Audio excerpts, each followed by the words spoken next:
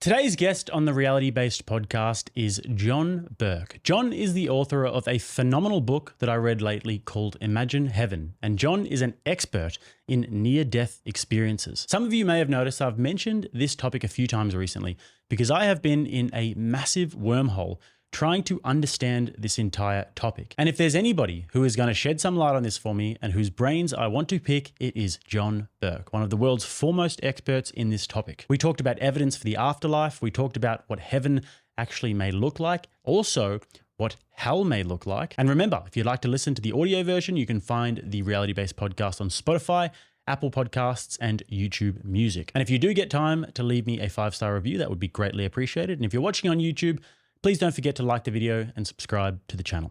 So with that, without further ado, I give you John Burke. John Burke, thank you so much for joining me. I can't tell you how excited I am for this one. I've had some burning questions, so I really appreciate your company today. Well, thanks for having me on the show, Jake.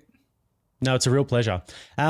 So recently I've been going down a real wormhole when it comes to near-death experiences. And it's not something that I was ever really curious about hitherto, but I've just been watching all these videos recently and been getting curious about it.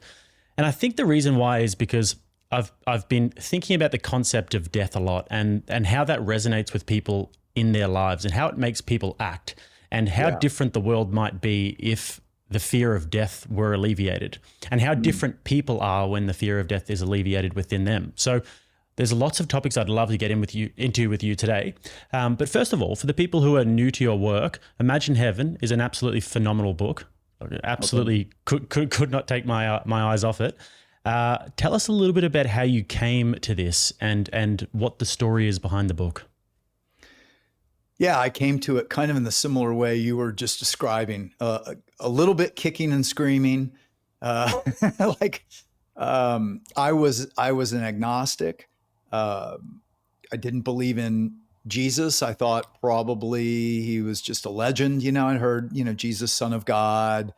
There's this God in the sky kind of thing. And I was like, yeah, how do you know?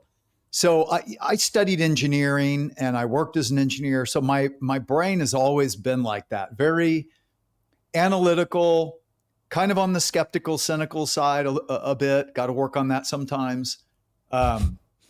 But I think that's the way God wired me for a reason now. But yeah, so I was an agnostic. I'd kind of come to the conclusion, Jesus is just a legend. Probably a good man, good teacher, but you know how it goes. God, who knows? There's just no evidence. I mean, these people say these things, but how do you know? Well, then my dad was dying of cancer. And you're absolutely right. It's fascinating that death, though it is the most common thing to all of us, right? Other than also taxes, you all know, but we all will face it. And yet, isn't it a fascinating phenomena that we all run from it? We don't want to think about it. And I was forced to think about it because my dad was dying. And someone gave him, this is decades ago, someone gave him the first book that did research on what coined the term near-death experience. And this is when someone clinically dies, and yet modern medicine resuscitates them, or in some case, miracle, because it's so long, honestly. And they come back consistently saying, I was more alive than I've ever felt, still myself, in a place more real than this has ever felt. And many times in the presence of this God of light and love, whose presence they never wanted to leave. So I see this book, I pick it up on his bedside table and I start reading it and I couldn't put it down. I was fascinated. And I got to the end of the book and I was like, wow. Could this actually be like medical scientific evidence that I've been looking for, that maybe there's something real here to this afterlife God stuff? So that didn't change me. It just opened my mind. And because so many of them were talking about this God of light and love and even seeing Jesus, I started reading the Bible. I started studying it. I found many other reasons to believe completely apart from near-death experiences. And over the next few years, I came to faith. But I was always just fascinated, obsessed, really, and I never understood why. I do understand why now, but I kept running into these near-death experiences. Interestingly, looking back, I was living, working as an engineer in Santa Barbara, California, and this is back in the 80s. And that turned out to be the place that most of the medical doctors were doing research, where a lot of this research on near-death experiences in the early 80s was happening. So I kept coming across these stories. And like I said, the way my mind works is I'd be like, well, there's another one. Oh, well, I heard that over here. And oh, that one said this too. And then I'm starting to read and study the Bible. And I'm like, oh, well, that's this. And so I started to literally like put charts together, mapping these commonalities and how they all fit together. I gave my first talk on this, interestingly, in 1989 at the University of California, Santa Barbara. So that's how long I've been studying this. And over the last 35 years, I have studied and interviewed over 1,000 people having near-death experiences, and now interviewed people all over the globe.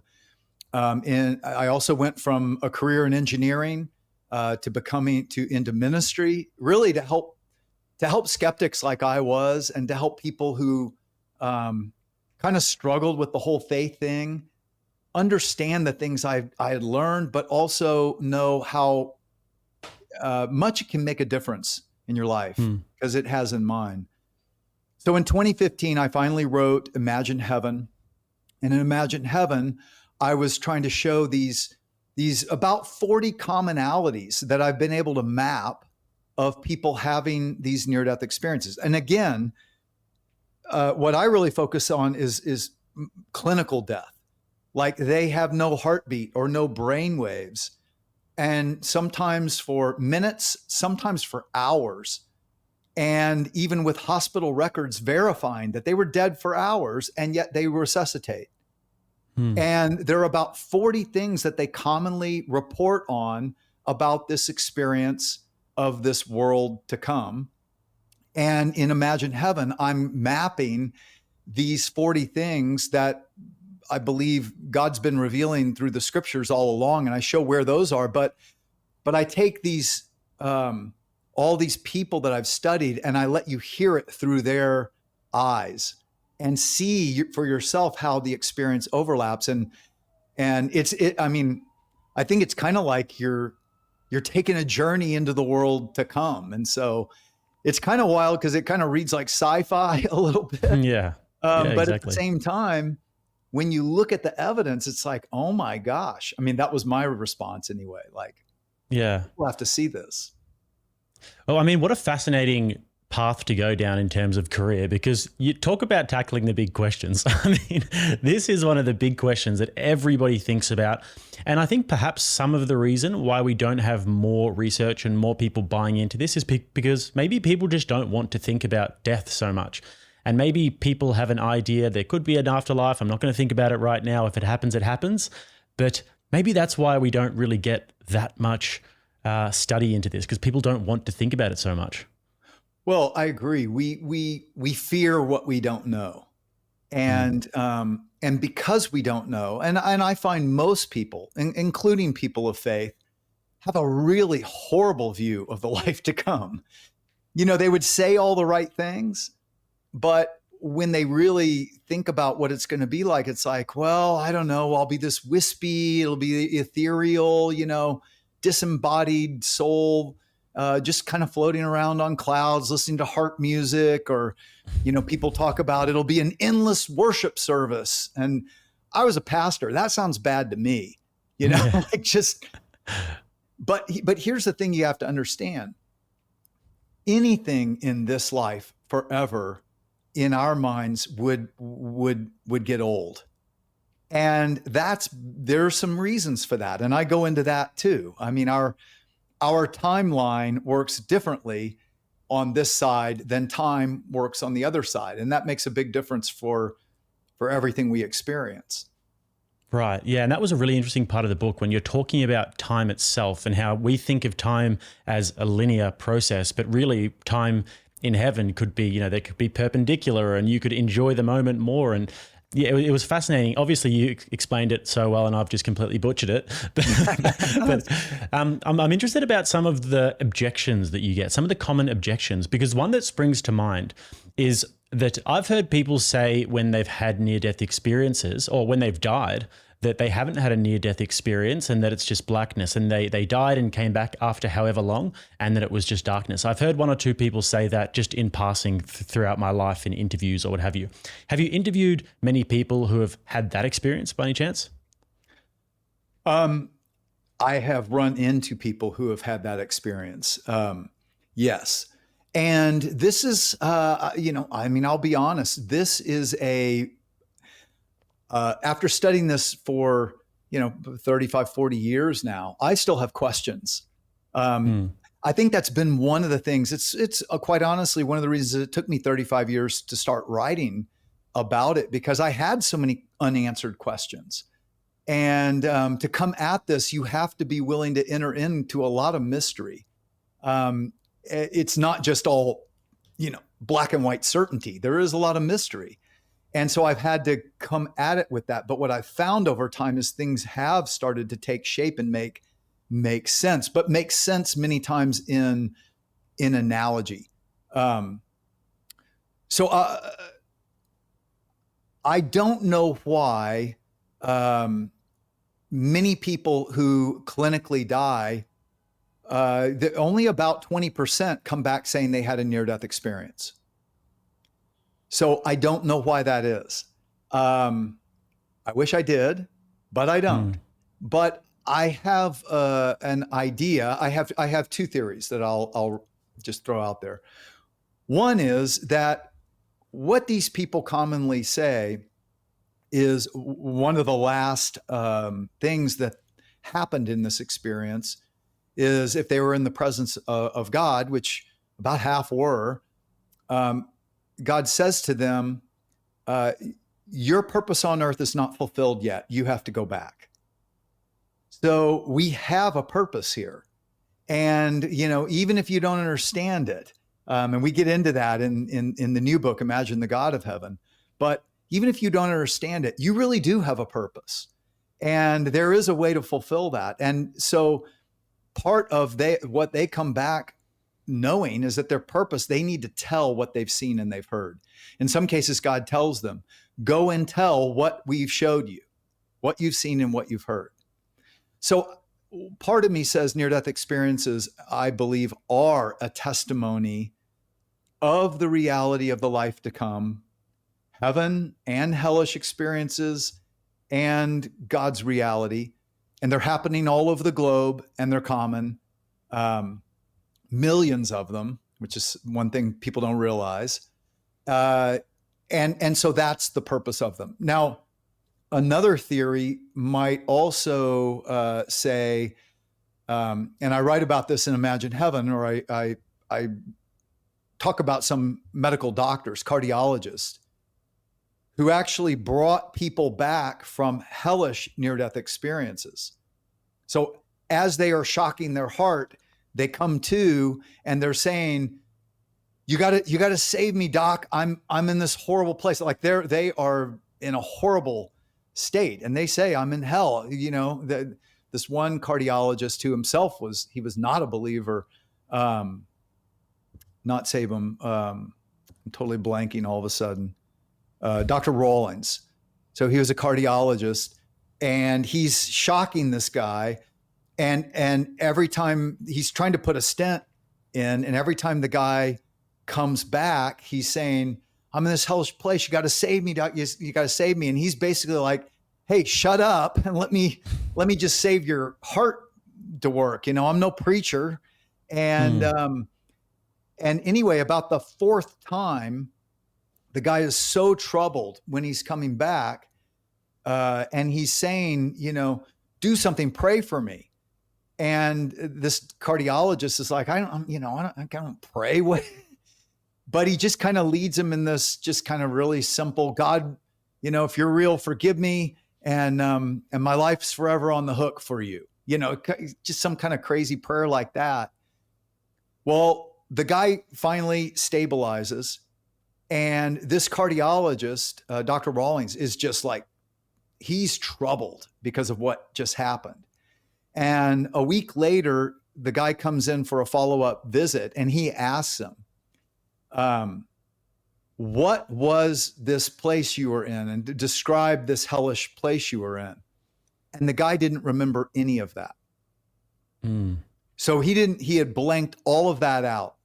Interestingly, what he did remember is he and Rawlings thinks this was, his last experience after this kind of turning of his heart. But he finds himself in this gorgeous valley, and there's this God of light, and he sees his, I think it was his birth mother, who had died when he was very young, who he had never met, and kind of sees her, and then he comes back. So he shares that with Dr. Rawlings. So, and I give other examples of this, that these experiences, the good ones and the bad ones, are more than real, which doesn't even make sense to us.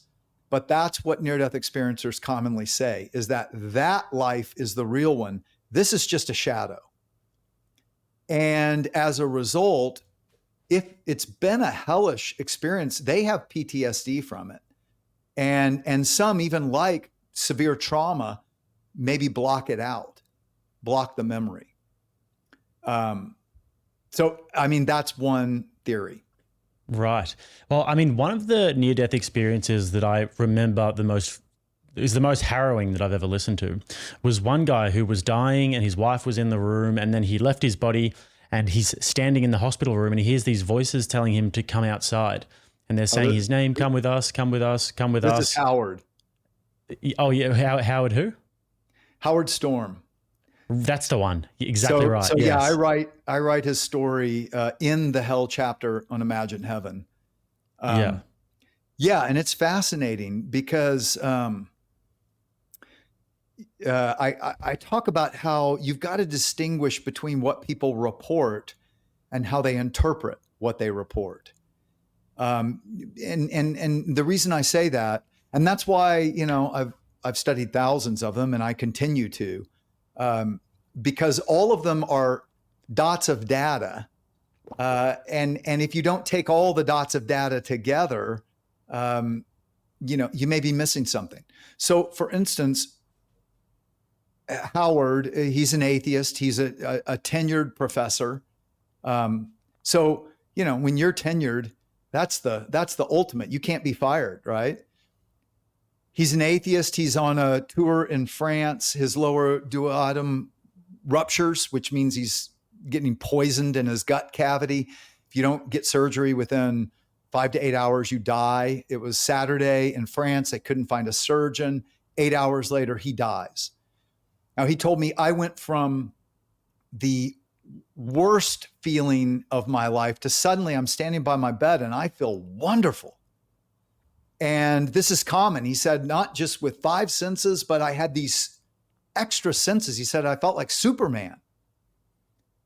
And I asked him, I said, you didn't know you were dead? And he said, well, I thought death just meant unplug the computer, it goes blank. So I didn't know I was dead because I was alive and I was feeling wonderful. And so another commonality of near-death experiences is they have a spiritual body, and they say they're still themselves, but with extra senses. Many times they have a welcoming committee of people who come and greet them. And oftentimes it's people who have died before them, who are coming to greet them. And here's another interesting thing of people I've interviewed is they've said, I knew they were there to love me and guide me and protect me on my journey to heaven. And I would ask them, Protect you from what?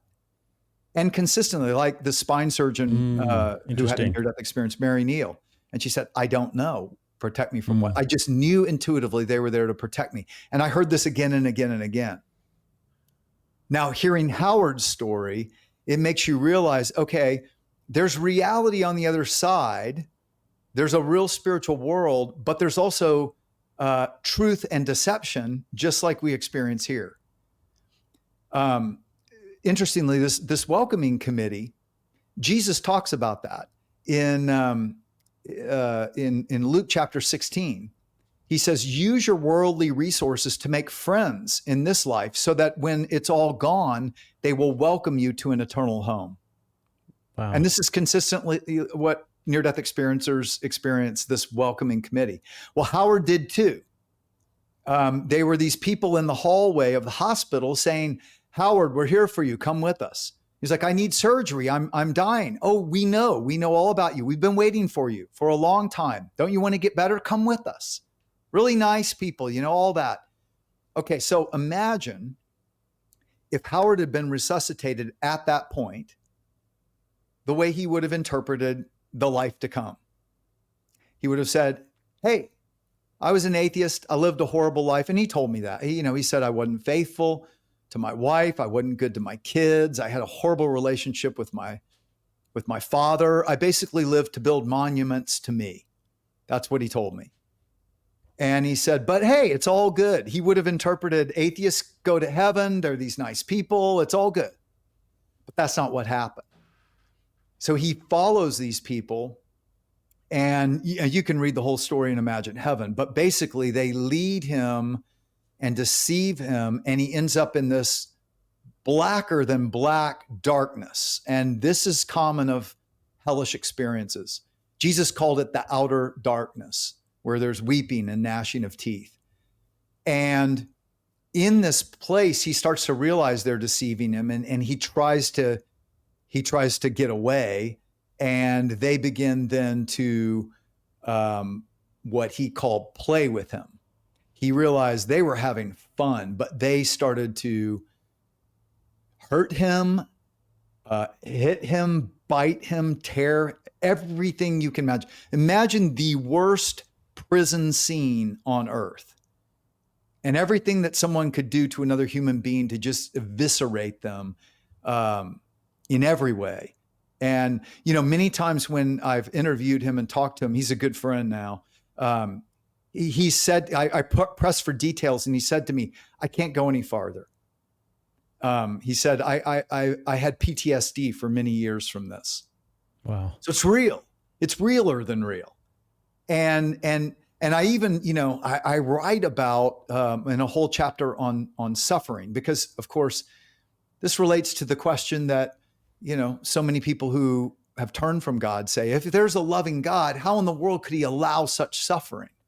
Right? But what if he's not? What if God is actually giving us a taste of heaven, just a small taste, and all the love and all the kindness and all the good things we experience, and a taste of hell, of human free will, exerting our will over each other, and the hurt and the pain and the suffering, and even nature not going the way God designed it to. And, but it's just a taste, because we live in a temporary world in a time of choosing. And that we're learning what's missing, that God and God's love and light and will is what's missing. And I think that's what's going on here. And so Howard, interestingly, in this place, cries out to God. He remembers a song from childhood, Jesus Loves Me. And he thinks to himself, even if Jesus exists, why would he love me? And yet he cries out to him, Jesus, save me. And into this blackness comes a pinpoint of light that ends up getting brighter than the sun.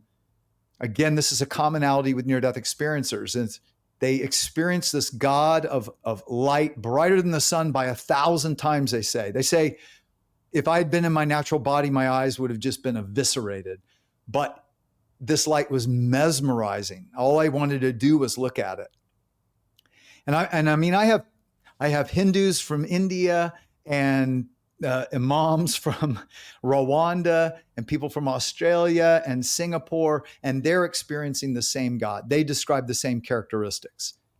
Right. And so Howard experiences this God of light, arms reach out, pick him up, comfort him like a mom would a child who had run away and had come home, rubbing his back while he just sobs like a baby, and then takes him out of there. And then he told me and he knew this was Jesus. And as Jesus is holding him in the presence of angels, he gets a life review. Now, a life review is another commonality of the good experiences and the bad ones where there's a rescue. And interestingly, many of the hellish ones, when they cry out to God, he rescues them. I have Howard comes back from this, and 2 years later, he leaves his tenured professorship to become a pastor. His wife thinks he's crazy. She's still an atheist. She leaves him. So literally, he ends up losing everything he built in this life because he said, this was the most real thing that ever happened, and I can't deny it.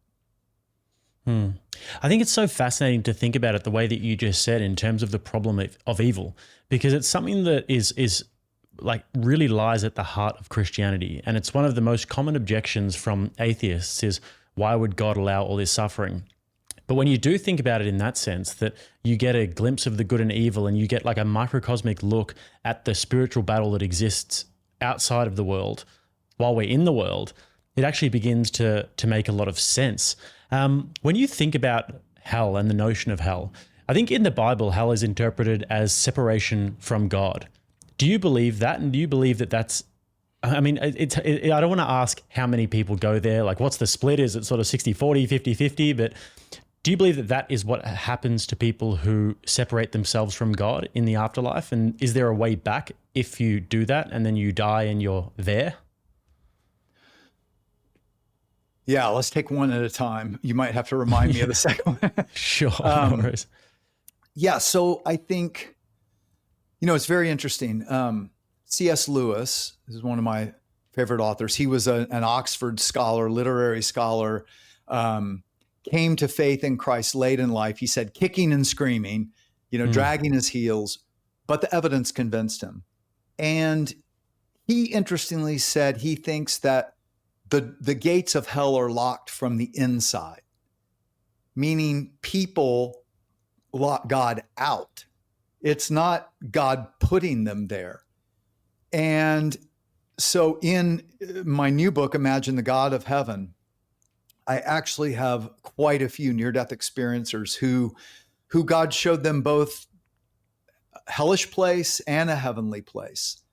And by the way, I don't think near-death experiencers are people fully crossing over either into eternal life or eternal death. It's something in between. And I say that because one of the 40 commonalities I've studied is a border or a boundary. People say in their experience, they came to a boundary they knew they couldn't cross and still come back. In other words, if they continued on, they knew they could not come back to earth. In some cases, God even tells them, do you want to cross over and come on, or do you want to go back? But once you cross over, you can't go back. And so I think a near-death experience is something in between. And I think that's why someone can still cry out to God for forgiveness, because their choices, and again, we have to go back to how time works in our world versus time when it's not linear. But choices on our side are linear, right? We have a one-dimensional timeline moving this way, and you can never go back. Each choice, it's temporal, but there's a reason for that, because we can have second chances, third chances. Our choices are not eternalized, right? And I think that's why we're in this temporal world for a time, where we have a taste of heaven and a taste of hell. We have a taste of God's presence, but also removed, right? We get a taste of both, but it's a muted taste. That's what near-death experiencers would say, that this Right. is a muted taste of the goodness to come, but it's also a muted taste of the horrors and evils and suffering when free will is unleashed without the love and life and light of God interfering at all.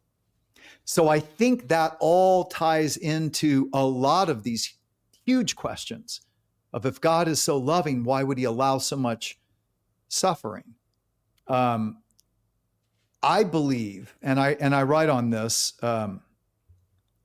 that God is love at the core of God's being. And many near-death experiencers all around the globe, no matter what they expected, they testify to that. And in every continent. And it's a love, though, that the human word love doesn't quite capture. They say things like, imagine all the love you've ever experienced, given, received in one moment, multiplied by 1,000 that just keeps going. In the presence of God, this is the love you've always wanted, and you never want to leave. They say things like that. But love requires free will.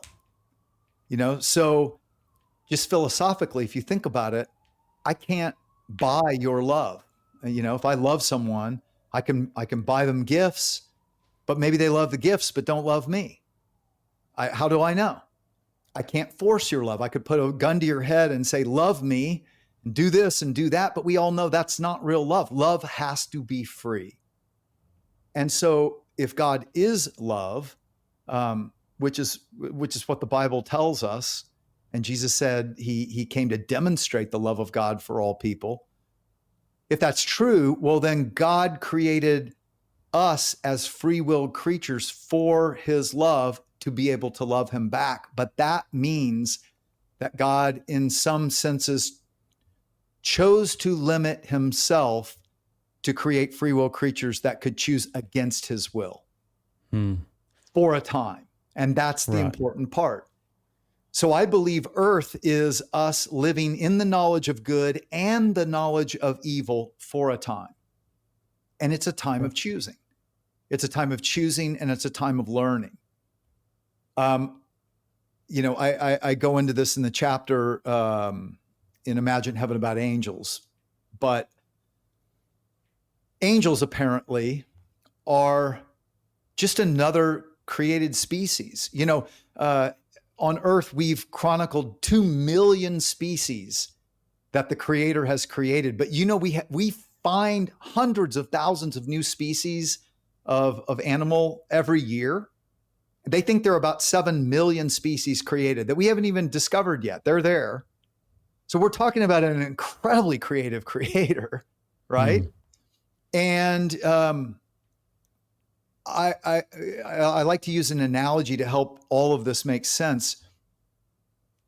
Imagine if we're living this three-dimensional, we have 3 spatial dimensions, 1 time dimension.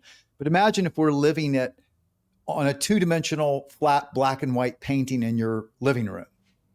And death means separation. So at death, your soul is peeled off that flat black and white 2-dimensional world and now brought into a 3-dimensional world that was always around you, but you couldn't conceive of it. You had up and down and side to side, but you didn't even have an in or out.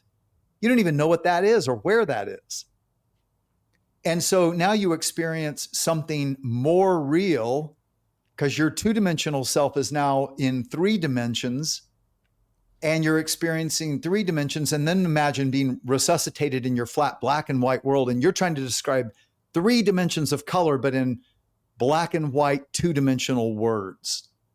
Right. And that's exactly what near-death experiencers have told me it's like.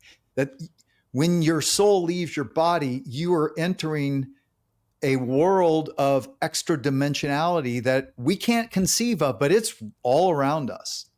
And that's why, imagine if you're in this room, you can also watch what's going on in the flat world that you were formerly a part of. And that's what convinced me, or began to convince me as a skeptical engineer.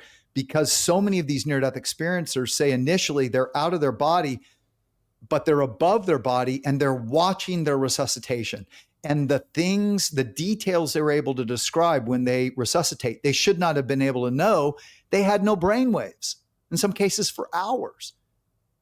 So how in the world is the brain recording this if it just happens in the brain? Yeah. So all that to say, yeah, I think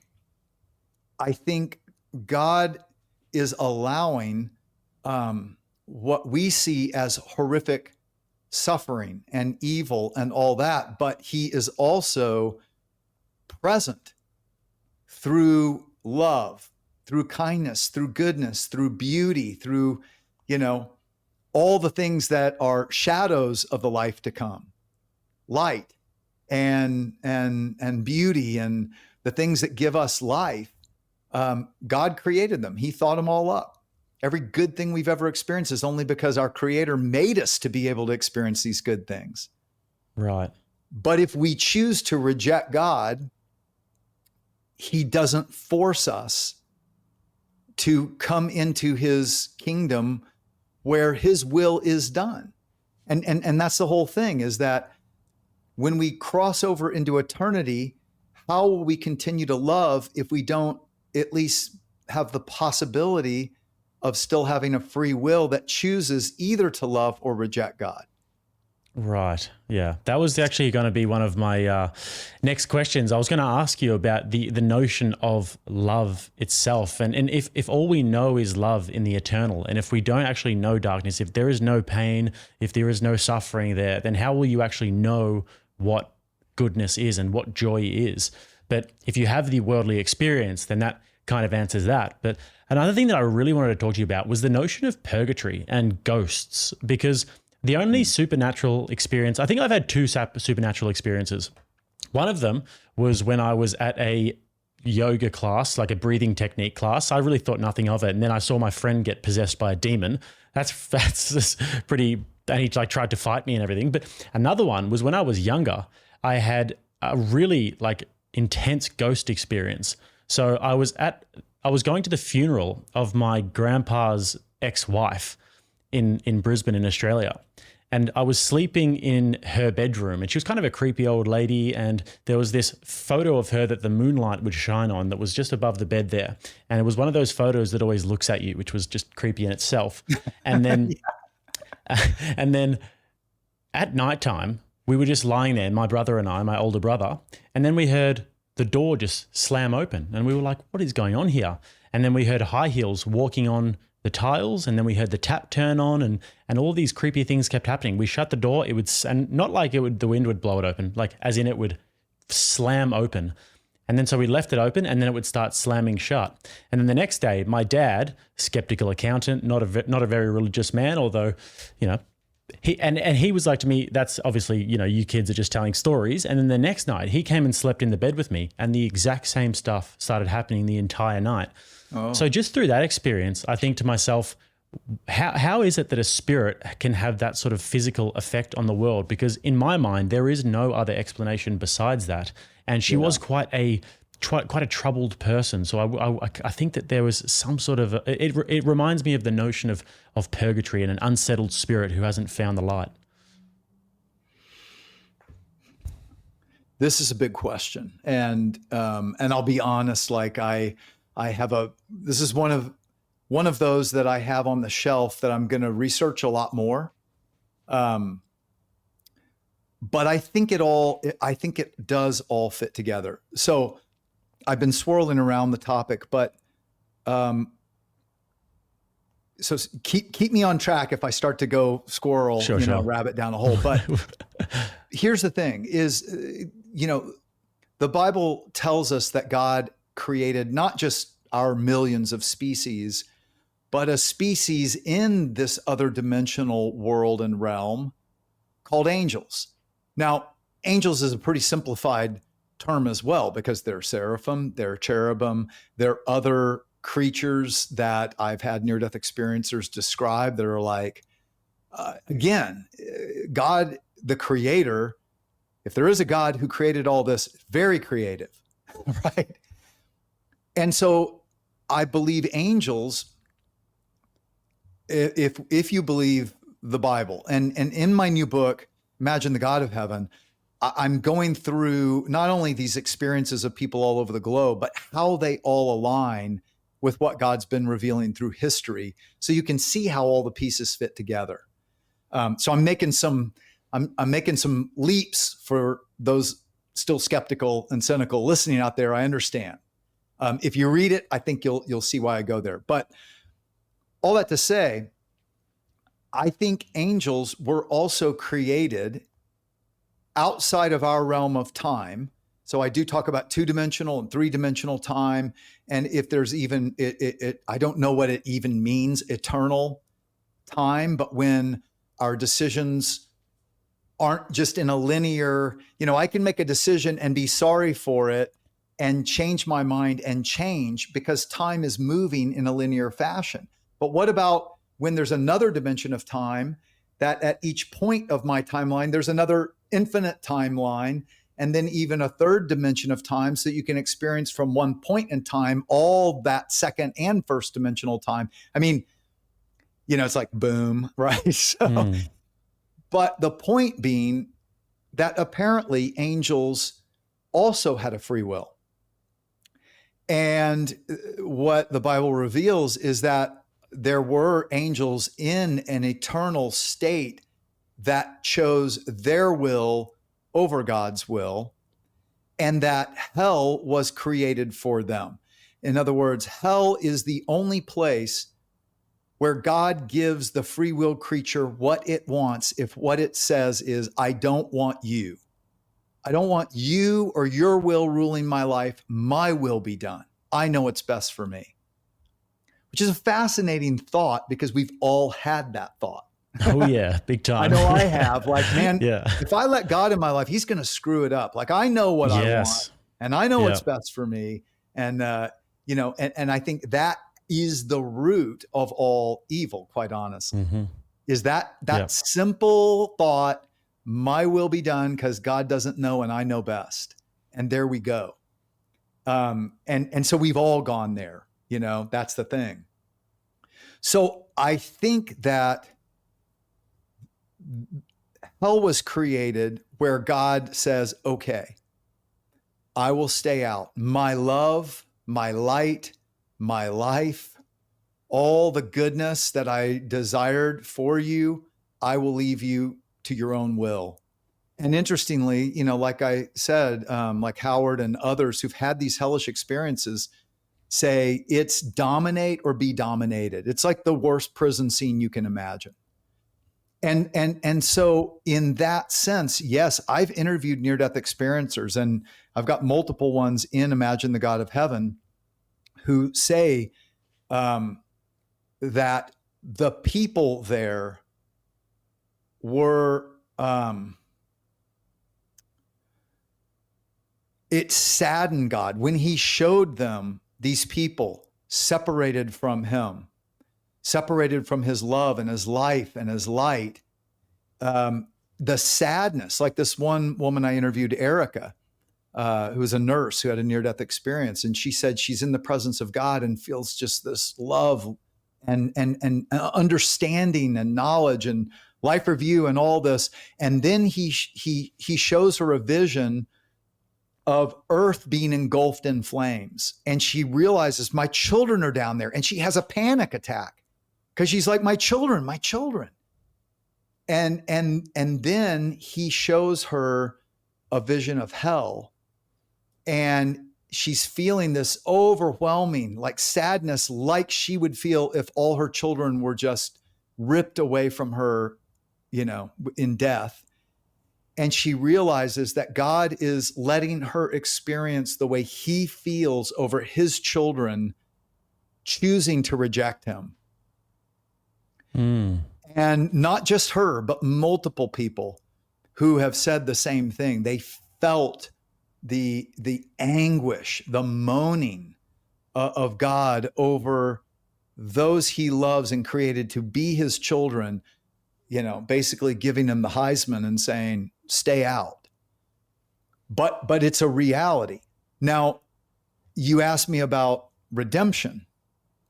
And interestingly, many of the near-death experiencers I've interviewed who have had a taste of this hellish experience in that in between have also cried out to God for forgiveness. Not all of them, but many of them, and He rescues them. And which is just a fascinating thing in and of itself. And they come back seeking God. My friend Paul, he was a cocaine addict. Basically, he and his wife, they were living together. She's a stripper. She's Brazilian. He's Mexican American. They were involved in like cartels and all kinds of bad stuff. And he becomes depressed and ends up, he kind of knew what he was doing, but he overdoses on cocaine. And he said, suddenly I am sober and I'm dropping through this darker than dark blackness, which again, that's a commonality. And he's thinking, what is happening? Like, why am I sober suddenly? And he knew, oh my gosh, I'm dead and I'm going to hell. And then he starts to justify. He started to say, I'm a good person. I've never murdered anybody. I've never done anything horrible to anybody. And he said, the more I rationalized and justified my goodness, the faster I found myself going. And finally, he knows where he's going, and he comes to the end of himself and he cries out, God, forgive me, help me. That's all he said. And he said, I didn't stop falling, but a presence was immediately beside me. In his case, he didn't see a brilliant light. He just felt the love and the presence of God, no doubt, and there's intuitive knowledge on the other side that, they say they have. And he asked him, and interestingly, this is a common question I found. God asked him, and it's thought to thought. It's not audible. It's like right to the heart, complete knowledge. Paul, what have you done with the life I've given you? And then before he had a chance to answer, boom, his whole life is before him. Now, this life review, we're spending most of the time on hellish experiences, but these happen in the good ones, as well, where God shows them a life review.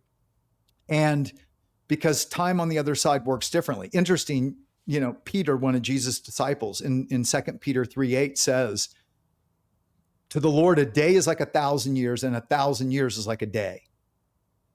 And that's exactly what near-death experiencers say, is that time worked differently. So I re-experienced my whole life, but I don't know if it was an instant or moment by moment. I don't know.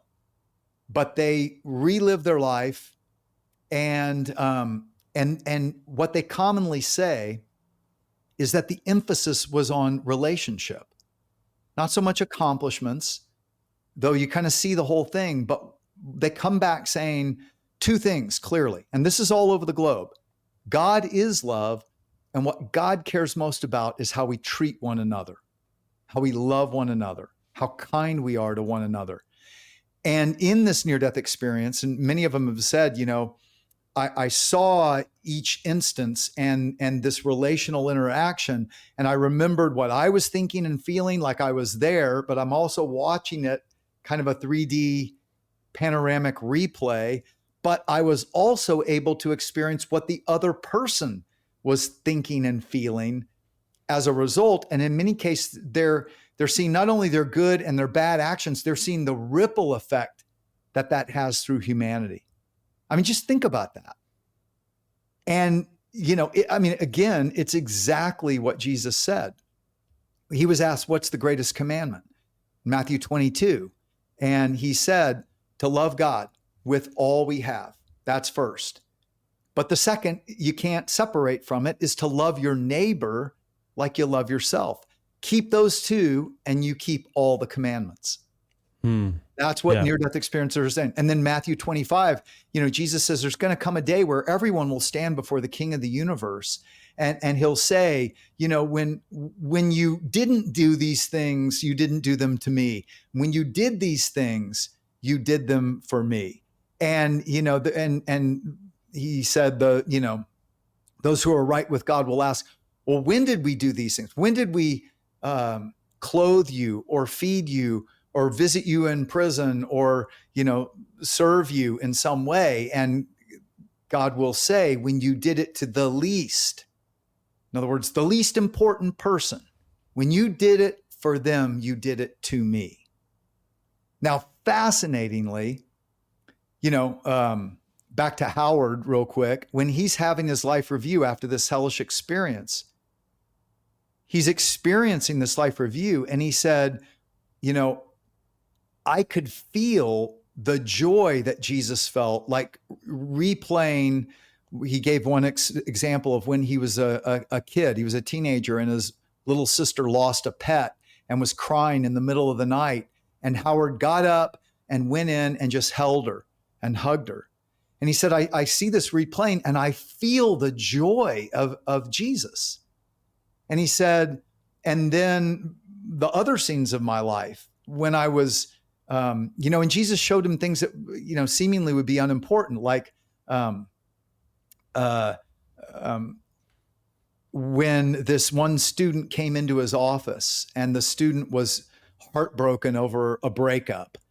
And Howard said, he came into my office, thinking I would care, and Howard's rewatching this student pouring out his heart to him because he's hurting so bad over this breakup. And Howard is hearing and replaying his thoughts and his motives before Jesus. And he's thinking, who does this kid think I am? Does he think I really care? Like, I don't get paid enough for this. And all this is replaying before Jesus. And he said, I'm feeling God's sadness over the way I treated this kid. Now, think about that. Because this life review changes these near-death experiencers when they come back. Because they realize it's not the big things of life that we look at that we think are so great and so important, and what's my purpose, and how am I going to be somebody and show the world I'm worth something. God doesn't care about any of that. What he cares about is how you fulfill your purpose each moment of each day by simply loving God enough to let those little promptings of, hey, be kind to this person. Hey, how are you using the gifts and the experiences you have to help another person? All those little things actually, and Dr. Mary Neal, the spine surgeon, said Jesus showed her 20, 30 times removed her kind actions and how they made a difference throughout humanity, more than her brilliant surgeries. That doesn't mean her brilliant surgeries weren't important. And those done, out of love for God to serve humanity, they matter too. But we can't neglect the little things of life. And that is consistently the lesson of these near-death experiences. Speaking of lessons, what are the main lessons that come out? We've spoken a lot about love, and if I had a penny for every time that you say love during the book, I'd be a wealthy man. So that's such an important lesson, obviously. But what are some of the other lessons that people learn about in terms of how does it change them when they come back, or does it all really surround love and the concept and notion of love? Yeah, they would all say that's the core, that's the center. It's fascinating because what is love when we really think about it? Because obviously to love people is to will the good of the other. But also when I think about love, I think about truth, and I think about telling people the truth when you need to tell them. And it's not necessarily about a submission to everybody's desire and everybody's will. Right. And when I think about Christ himself, I don't really think about somebody who is this sort of pushover who just, okay, I love you no matter what you do. I think that Christ is a very masculine figure. And so when I think about love, I think about Christ, and I think about a more masculine figure of truth and of integrity and all of these sorts of things. So is this a similar sort of notion that you have to love? And when you're talking about willing the good of the other and humanity? Well, I think the challenge, and especially in Imagine the God of Heaven, it's part of what I'm trying to show. I'm showing all the attributes of God, because we all put God in a box, right? It's like we have to, because we're finite. And And our own personalities affect how we see God, and our authority figures and our religious, leaders and, our parents, all that shapes how we view God. And the truth is, God is way more simple and yet mysterious, and we use the word complex, than any of that.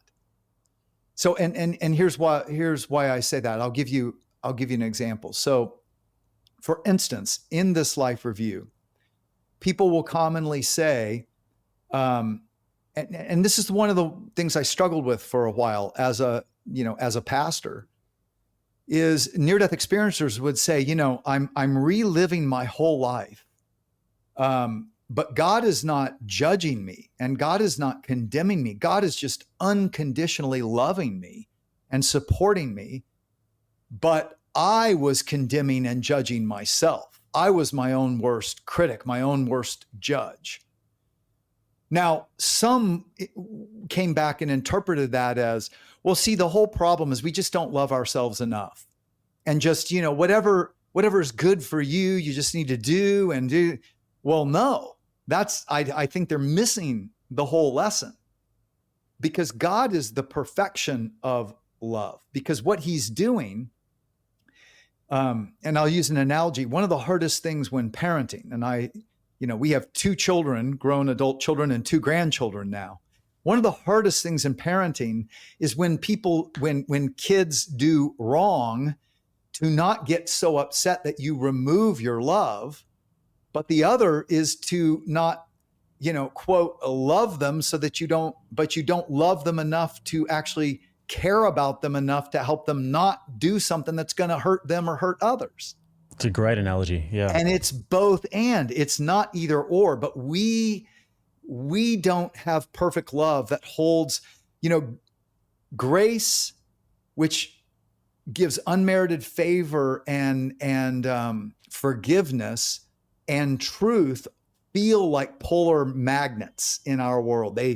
It's hard to keep them together. They push each other apart. Some just let it go and let live. And then others are, no, that's wrong. You have to have truth. And they just beat people to death with truth, but they remove love from it. Right. Yeah. It's so hard. But see, God is love, and it's his love that holds grace and truth together. It says Jesus came full of grace and truth to demonstrate the love of God.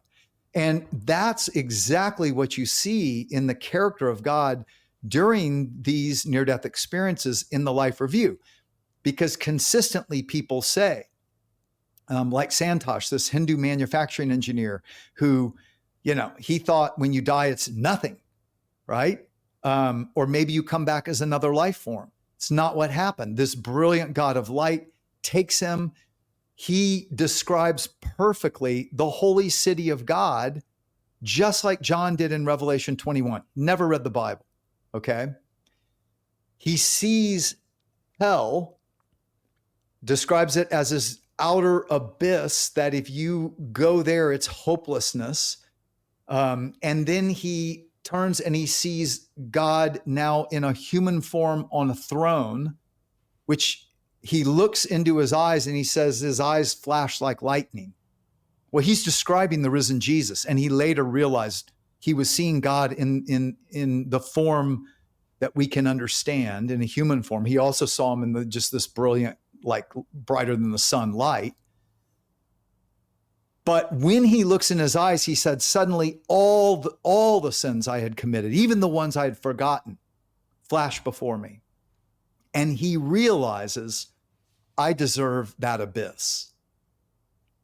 And his story goes on where he just drops to his knees and says, Lord, forgive me, Lord, forgive me, Lord, forgive me. And he's shocked because when God speaks to him, in his voice, he hears tenderness and mercy and compassion. And he says, I'm going to send you back, Santosh. And it's a long story, but Santosh comes back and he is seeking God. The Bible says, if you seek me with all your heart, you'll find me. And he did. He ends up reading the Bible and he's like, everything I experienced is in this book. And he became a follower of Jesus. But interestingly, near-death experiencers say, I saw all my good and I saw all my bad. and all my evil. And I was judging myself.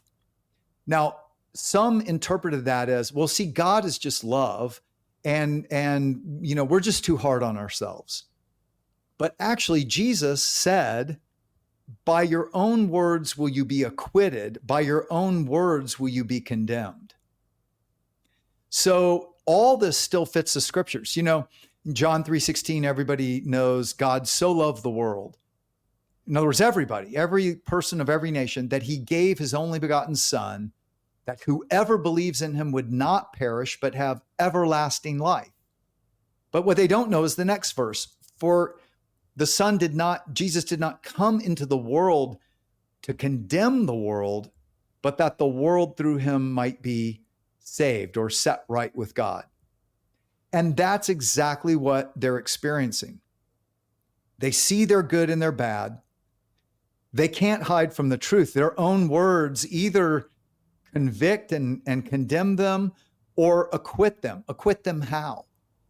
Well, acquit them if they have realized their own position of, we've all done wrong.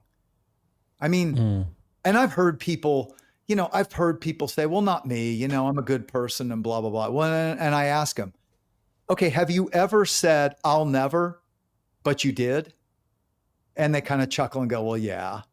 Like, okay, so you can't even keep your own moral will. Why do you think you've kept God's moral will when we're in a world where we can all see that other people are doing wrong and we can correct them in our minds real quickly for all kinds of things? But we can hide from our own sense because we know our motives, right? Right. And so I'm going on and on, but the point is, no, God is just. Santosh said, God is holy. Like, he is other than. He's not like us at all. And he is just. So he couldn't hide from what he deserved. But God is also compassionate and merciful. Right. And that's what he realized is, he came back going, this God was not like the gods of the Hindu scriptures I know about. Who was this God of tenderness and mercy and compassion? He knew me so well. He knew everything I'd ever done or thought, things I'd forgotten. And yet he loved me and had mercy on me. And so he ends up, when he reads the Bible, realizing, and like I said, so it's also fascinating because in these near-death experiences, many times God gives them a parable, kind of like a living parable.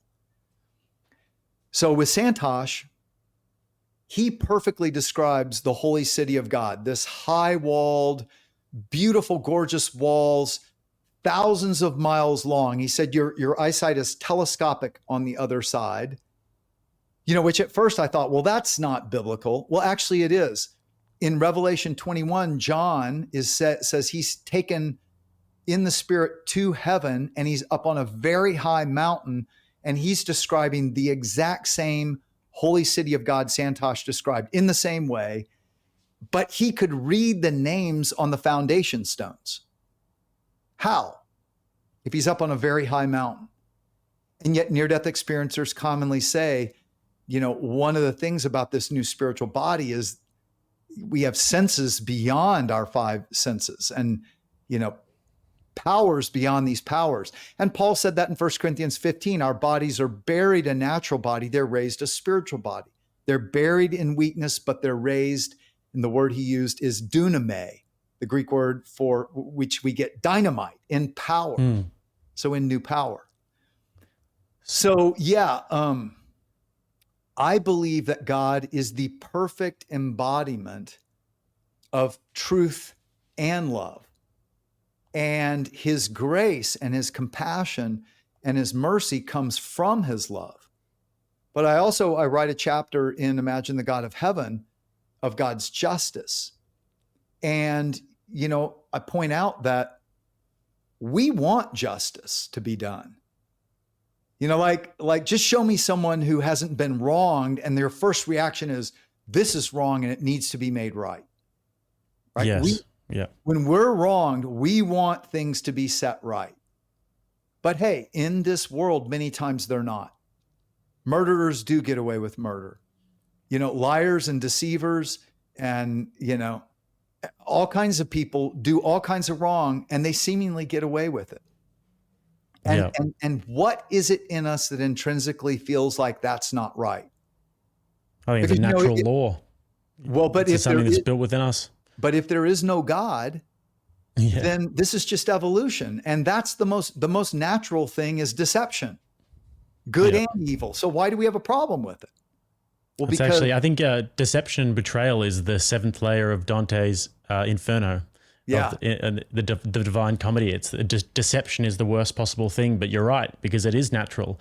And it kind of goes back to what we were talking about before in terms of being separated from God. Because when we're separated from God, we see this all the time in microcosms on earth. When communities and societies and countries become more atheistic, they tend to get a little more degenerate. And I think that when people are separated from God, I think that they tend to degenerate a little bit. But from my personal experience, I've found that when I was very atheist in the past, I was completely lost compared to finding Christ and finding faith and becoming so much more whole. So we see these microcosms in ourselves and in society. And I think you laid out the perfect analogy there in terms of the parents, because grace and truth is just the hardest thing to balance. How to spread truth, but also do it with grace, because particularly when you look around you in our modern culture and you see so much falsehood, you see so much unreality, you kind of want to just beat it with the truth. And it's so hard to maintain any form of grace. The next part I wanted to go into with you, this is going to be a very tough question, so we'll see how you handle it. But in terms of what heaven actually looks like, because one of the fascinating parts about your book is that a lot of people, they describe heaven and God as completely ineffable. And so, completely what? Ineffable, so inexplainable. Right. So, but one of the interesting parts is that you also lay out a lot of data as to this is the amount of people that we've studied, and 60% of them said that they experienced this, 70% of them said they experienced that, et cetera, et cetera. So from the data that you have collected, what does heaven look like? Try and explain to me heaven. What does it look and feel like, and what are the rules? Yeah. Okay. So the reason this is so difficult is, imagine if I said, try to explain to me life on earth. Where do you start? Like, it's vast and it's varied. And that is the best way to begin to describe the life to come. It's life. Jesus said, God is not the God of the dead. He's the God of the living. So it's not death, it's life. But he said, I've come to give them life abundantly, overflowing, beyond this. And Jesus said to his followers the night before he's crucified, he said, trust in God, trust also in me. I'm going to prepare a place for you, and I'll come and get you, and you will be with me always where I am. And this isn't a place less real, less good than life on earth. Sometimes, again, we can only understand it by analogy. And that's why I use that 2-dimensional into a 3-dimensional world. I mean, is 3 dimensions of experience less than 2 dimensions? No, it's so when we move out of this life and out of this body, think of our bodies as an essential mechanism that we are experiencing a temporal compression of life in. But when we leave our bodies, we'll realize they were there for a time and it was good. And it's not like Gnosticism where our spirit is good and our body's bad. No, it's good. It's all good.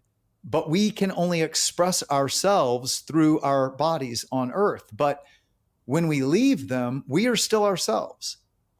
In fact, one near-death experiencer said the first person you meet on the other side is yourself. Like you never knew yourself as well, who you really are. Like, and again, that's part of our struggle here is we we try to find ourselves. We try to find our core identity. But when we try to find our core identity apart from the one who made us, we get lost, right? So you're still yourself. And I'll take you through, I think maybe one of the best ways to take you through the various commonalities is through Vicky. You know, we never talked about the reasons that convinced me as a skeptic that there was something to this, and maybe we'll go back to that. Sure. Do you want to? Yeah, absolutely. Let's do that. It was actually amongst my questions was which evidence points were the things that convinced you the most, and what really blew your hair back when you were doing these interviews. So definitely. Okay, well, let's go there, and then I'll take you into a common experience through one of the things that most convinced me. So the first thing that convinced me is that when people leave their bodies, they're still in the room of their resuscitation, and they're able to describe what happened. So, and by the way, this is not just a one-off. These are people all over the globe. So one cardiologist that I interviewed actually wrote up his experience in The Lancet, which is Europe's most prestigious medical journal. Near-death experiences and these verifiable observations have been written up in the Journal of the American Medical Association. In fact, over 900 scholarly publications like that have chronicled this. That started to convince me, but it convinced many skeptical medical doctors. So, for instance, I report in Imagine the God of Heaven on Mary, who was in the hospital in London. She's giving childbirth. She bleeds out, and basically her heart stops. She leaves her body and has a lot of the commonalities of moving through this tunnel into this place of beauty and brilliant light and in the presence of God, of light and love. She never wants to leave, but he tells her, your son's going to live. You need to go back.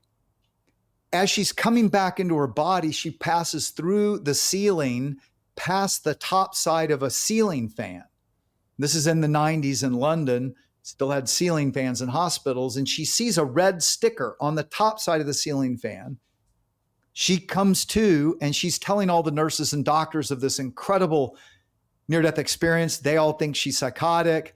They're not listening. She finally gets one nurse, and she says, look, you said this and you did this and that. And the nurse realizes, oh my gosh, I mean, she had a flat EEG, no brain waves. Okay. Which, by the way, that's one of the 10 points of evidence that I point out in chapter 2 of Imagine the God of Heaven. That if an alternate theory is going to make a good theory, where are these memories being stored if someone had no brain waves? Okay, so no neural networks working. The brain is flat EEG. So how do they come back remembering things when they had no brain waves? So Mary says to the nurse, I can prove this is true. Go get a ladder and look on the top side of the ceiling fan. You'll find a red sticker, and here's what it says on it. And the nurse does that and finds the red sticker with those exact words. Now, I've got evidence. Dr. Pim van Lommel, this cardiologist in Holland, who writes up in The Lancet this case of a guy found dead in a park. They take him in the ambulance. They're doing CPR. 30 minutes, he's dead, but he doesn't come to. His heart doesn't start beating. He's in the ER, and the nurse is going to give him oxygen. Notices dentures, takes the dentures out, puts it in the lower drawer of the crash cart, intubates him, ventilates him. They shock him. They get his heart started, but he comes in coma, and he leaves in coma. They put him in the ICU. So he was never, he never did not have a flat EEG in the operating room. Well, I guess his EEG may have started after his heart, but most of the time in there, he had no brain waves. A week later, he comes to in another room. The nurse comes in to give him medications, and he says, you know where my lost dentures are. because you're the one who put them in the lower drawer of that cart with all the bottles on it. And then he goes on to explain that he was up above trying to get their attention, that he was fine. Why were they panicking? And he described who was in the room, what they did, and the cart that his dentures could be found in. And that's exactly where they found his dentures. These verifiable observations have actually been studied.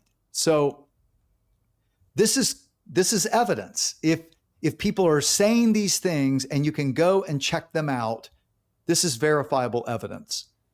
So Dr. Jan Holden did a study of about 100 patients who had had a cardiac arrest and claimed to have a near-death experience, and asked them for observations. And each one might make 5 or 10 observations. And then she went and verified those observations.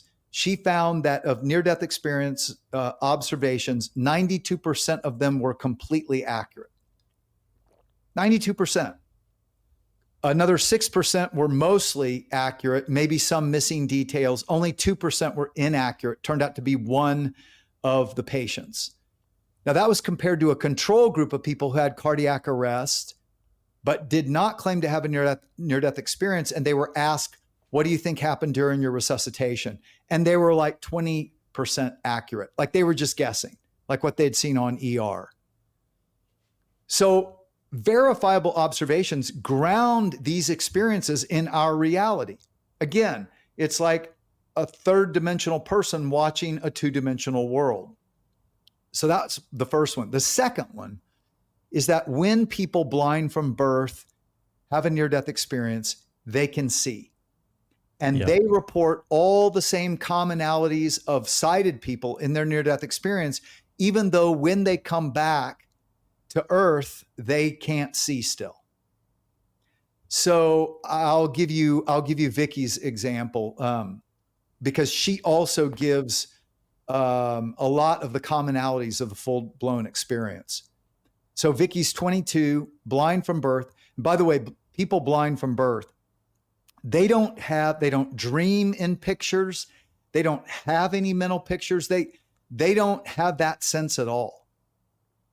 And yet when she dies in this car accident, she's up above her body. She's watching the surgeons and nurses panic because she just coded. And she's trying to adapt to this new thing called sight. And the reason she realized she was dead is she sees the body on the table has very long hair, and she had long hair. And she notices the wedding ring has an orange blossom, and she knew her wedding ring had an orange blossom on it. And she's like, I must be dead. But she said, I feel great. And she was a believer in Jesus. And she's like, I know where I'm going. I'm not staying here. I'm out of here. I can't wait. And boom, she shoots up. So now a couple of things of the commonalities is this new spiritual body, new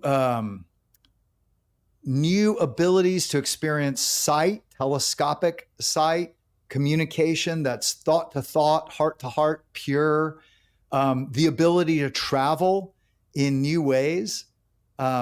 So like she shoots up out of the hospital and she's above the hospital.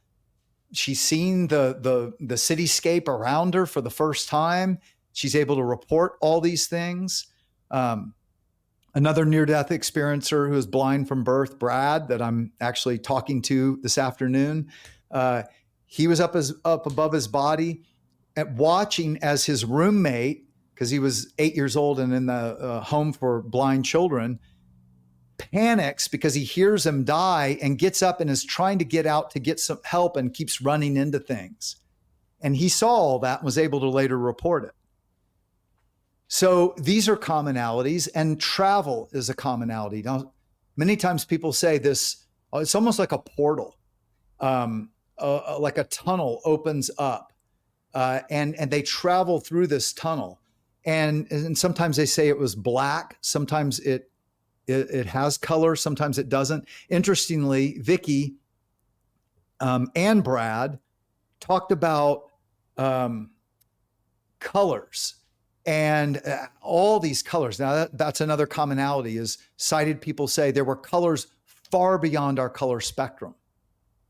And as I'll get to, that's because of the light of this new world is light of another kind. You know, our colors are made up of the light spectrum of the sun, but this is light of another kind. And when Vicky goes into, then she sees a tunnel, she goes into this tunnel and she said, you know, of color, all I can say is there were all these varying brightnesses. That's the way she described it as a blind person. She said, you know, maybe I could say they're colors, but I don't even have words to be able to know what the colors were. But there are all these varying brightnesses. And I go into this tunnel, and suddenly there's no color. And she thought to herself, is this darkness? Fascinating, because many say they go through this tunnel that is dark, but there's a light at the end. She comes out into this world of light and beauty, not unlike Earth. And she describes grass, beautiful green, you know, grass. And they described it as, and again, this is what people are commonly saying. They talk about the grass like this one bank president I interviewed who loved to golf. He said, I was dressed in my favorite golf outfit and I'm standing on this grass, and this is more immaculate than any course at the Masters. And he had been to the Masters. He said, but it's of another living form, and the light is coming out of, and this is what Vicky said, the light's coming out of the grass and out of the trees and out of the birds and out of all of nature, and even out of the people coming toward her. And here she experiences this welcoming committee she sees her grandmother, she sees Debbie and Diane, two of her friends who died at age 7 and 9. They were also blind, had a lot of health issues. But she said there, everybody was healthy and whole and in their prime. So they all looked about age 30. Now, all these are commonalities. And interestingly, so even blind people and sighted people having near-death experiences described this light that Vicky said was not like light you feel on Earth. It was light, but it was love and life, all coming out of everything, even out of these people and even out of me. And interestingly, Isaiah, who was an ancient Jewish prophet, right, writing in 780 BC, says in Isaiah 60, there is no sun or moon in heaven, for God is its light. And then John, one of Jesus' disciples who claimed again to be taken to heaven and describes this holy city just like Santosh did, said, there is no sun or moon in heaven, for the glory of God is its light, and the nations will walk in that light. And this is exactly what blind people describe of this heavenly realm. Now, how do you make sense of that? Because they would have only heard that light shines on things, not out of things. It's impossible to make sense of when you really think about it, because they don't have those senses. So that was a startling part of the book. And another one was definitely about the children. You had like the 4-year-old kids who would have a near-death experience, knowing nothing about scripture. They would come and say that they'd met Jesus, and one of them was doing paintings as well, and was actually, and if I recall correctly, the book, one of the kids sees the other kid's painting and says that that's what Jesus looks like. So yeah. Little kids who have no idea about these things coming back with this knowledge is incredible.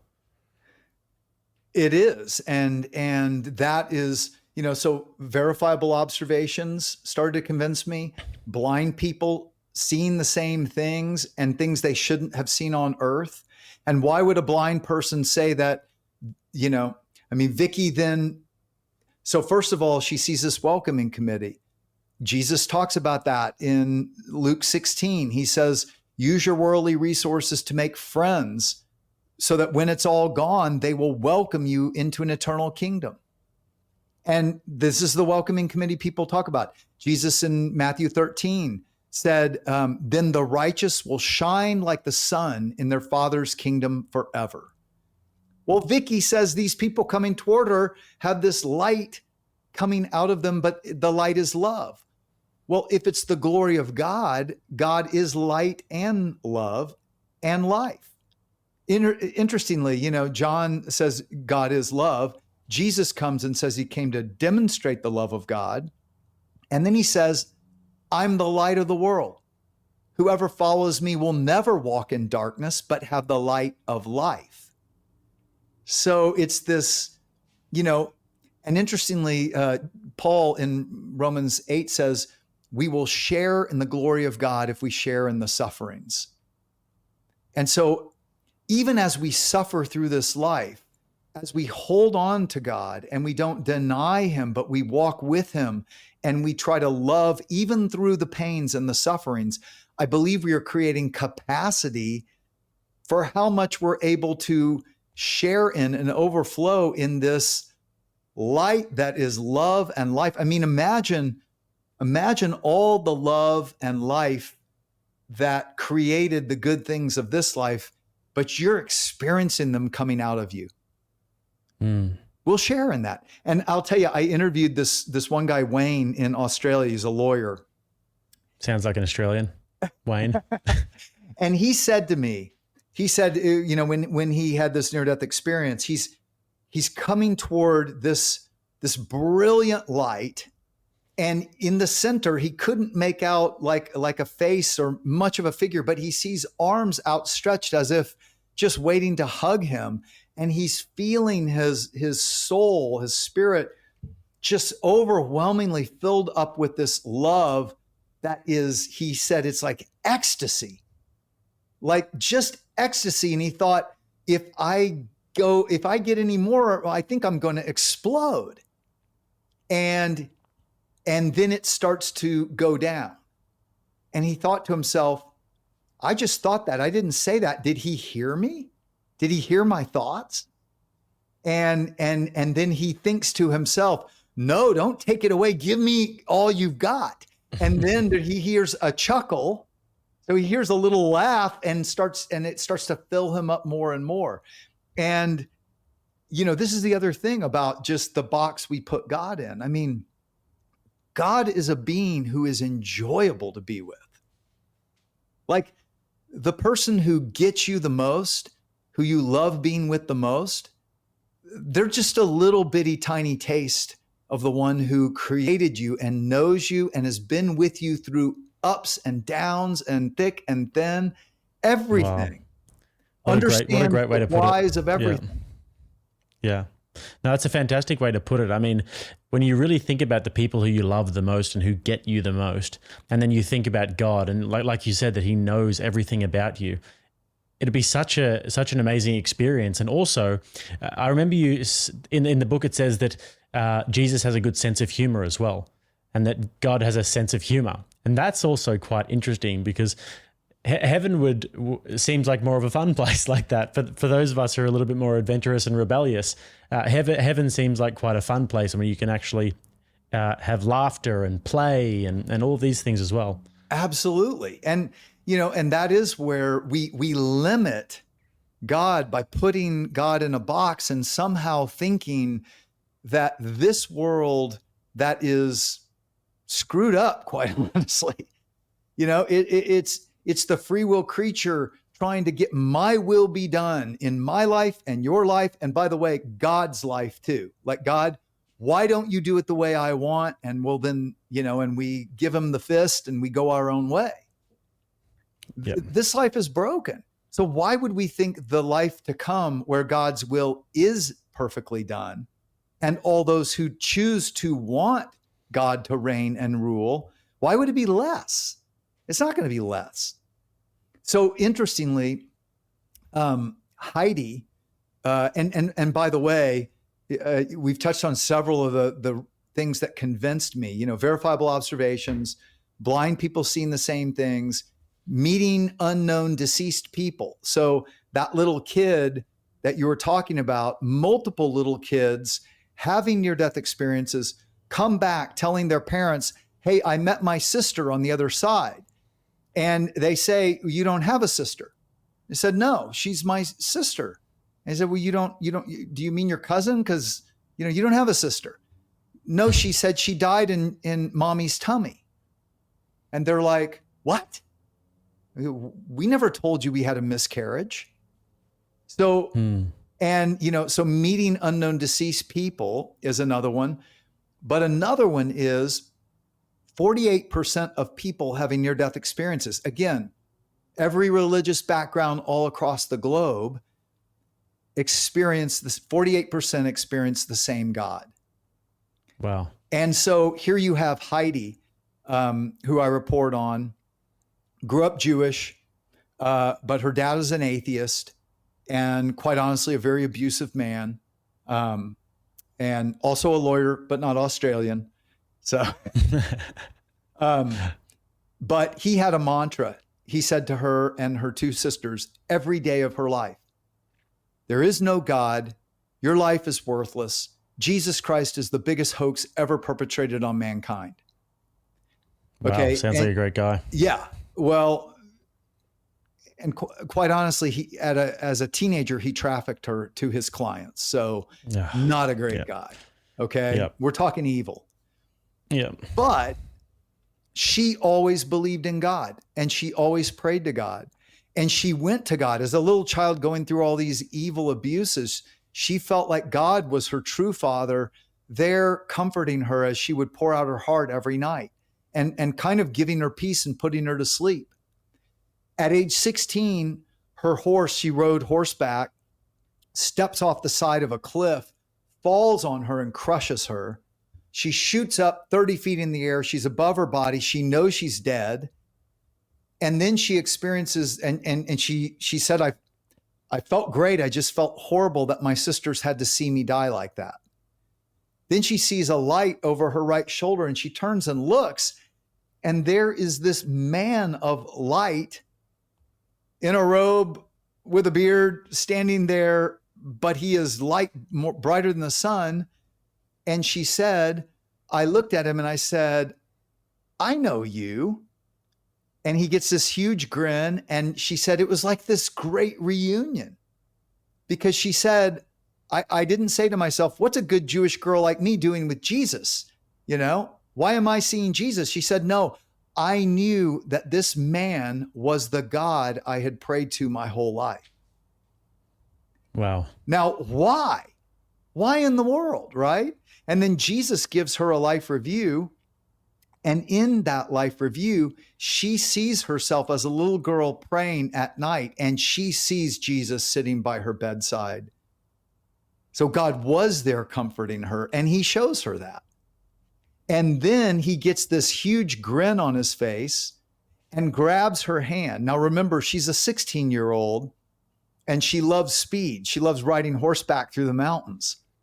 And she said, we took off at first through our atmosphere, past trees and hills and all that, but then just gone out. And this too is a commonality, is sometimes people say it's like they're traveling through our universe, but again, in another dimensionality. And to your point, I think, and many near-death experiencers think, we look at the universe and we go, if there is a God, why create this vastness that will never be explored? Well, how do you know it'll never be explored? What if he created us to explore it forever, but not in this limited dimensionality where we can't, but in other dimensionalities where we will? And she experiences that. And then Jesus brings her to, he said, he brought her into this infinite light of love. And suddenly she finds herself sitting, what she could only describe as sitting on God's lap. Now, again, I don't believe every near-death experiencer. And I'm still skeptical and cynical. So I'm always looking for commonalities, not just what any one person says. And the first time I heard stuff like this, like Heidi saying she flew like Superman and Lois Lane with Jesus, I was like, yeah, right, And then I hear another little 14-year-old girl who says almost the same thing. And I'm like, huh. And then I hear a CEO talking about the life of heaven and children playing and Jesus entering into that with them. And suddenly I started to realize, wait, you know what? I think maybe I have God in a box. Right. Okay. Like maybe God is the most free, innocent, playful, joyful being there is. And our problem is we've just grown old because of our sin. What if he's Right. going to release us into the freedom of innocence and play like little children again? And that's what people say. And so Heidi experiences this. Now, after I started to hear other people talk about a similar experience, I was like, well, okay. But she says things like, I experienced this God like a father, and Jesus was there too, but they were one, but separate. And she said, I can't explain how God can be a man and God can be love and God can be light. I can't, but that's what I experienced. And then she experiences this world of beauty. And again, this place of heaven is it's a place. I mean, it's a world. Imagine like our world, but far more vast. So they describe places and meadows and villages and a city, but it's a city of, like Santosh said, of otherworldly building material. This spine surgeon, Dr. Mary Neal, and interestingly, this blind kid described the city wall that Santosh described as hewn out of these huge blocks of stone, and it kind of looks like you would think of an ancient Roman wall, but very tall, 200 plus feet tall, and these huge gates that are more like Roman archways and 200 feet through. So there's like a tunnel through into the city. And they describe this gate as pearlescent. Okay, so multiple people describing it's not pearl, it's pearlescent. It's an otherworldly material that you can pass through, but it can also guard somehow. And it's moving and it's alive. Now, all these things, I used to read Revelation 21, where John describes this holy city and these 12 gates made of a single pearl. That's what he described. Well, when you have a blind kid describing this wall, and there's light coming out of this wall, and then he said, I came to this tube going through the wall. He called it a tube. And he said, but it was made of very smooth stone. And I'm sitting there going, oh my gosh, like he doesn't know this. But from what other people have said, this pearlescent material goes all the way through. So he would describe it as a tube, but other people describe it as a tunnel and an entryway. So you've got all these minor little details of a very real place, but it's a place of otherworldly building material, like Santosh said. But they go in and it's a city that is Dr. Mary Neal, the spine surgeon, who was, by the way, penned 30 minutes in a kayak underwater. Dead. And yet she comes back. And she said, as I entered this and I looked through this gate into this city, she said it was bustling with life. Like people were very busy doing stuff. She said, I didn't know what, but it was like they were all very excited about what they were doing. And interestingly, another doctor, Dr. George Ritchie, who also had a near-death experience, said Jesus takes him to this one place that it looked like a university, but a place of great learning and beautiful grounds, and like you would think of the most gorgeous university, but beyond that. And he took him into places where people seemed to be doing like all kinds of. He said almost like scientific experiments, and they were just lost in their work. And then he took him to another place that was like a place where people were composing music. But music, he said, of another dimensionality. Now, interestingly, then you have this blind kid, Brad, saying as he comes up to this wall of this huge city, he's hearing music, but music in multiple languages. Now, interestingly, he said that he didn't understand, but it was the most beautiful music he'd ever heard. Then you have this pastor, Don Piper, who's run over by an 18-wheeler, 90 minutes dead, proclaimed dead on the spot. 90 minutes later, they cut his body out with the jaws of life of the wreckage, and he comes to.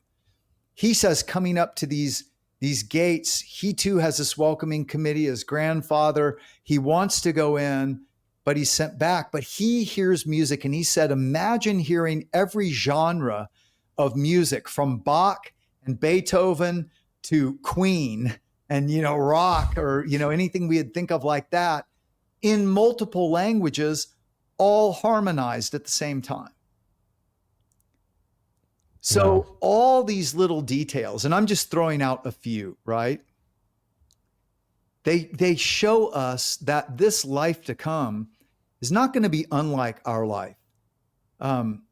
Captain Dale Black, an airline pilot, describes flying into the same holy city, and there are mountains over the city, and they're snow-capped.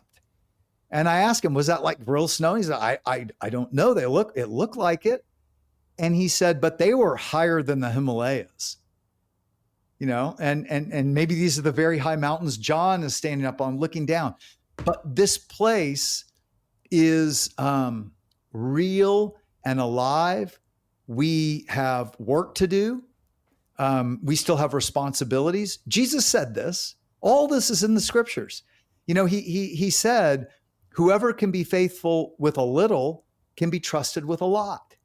So if you've been faithful with worldly things that you cannot keep, okay, we never think hard about this. There's nothing on this earth you can keep unless it passes on into a life that's going to last. And he said, who's been faithful with things you cannot keep will be trusted with things that you can keep.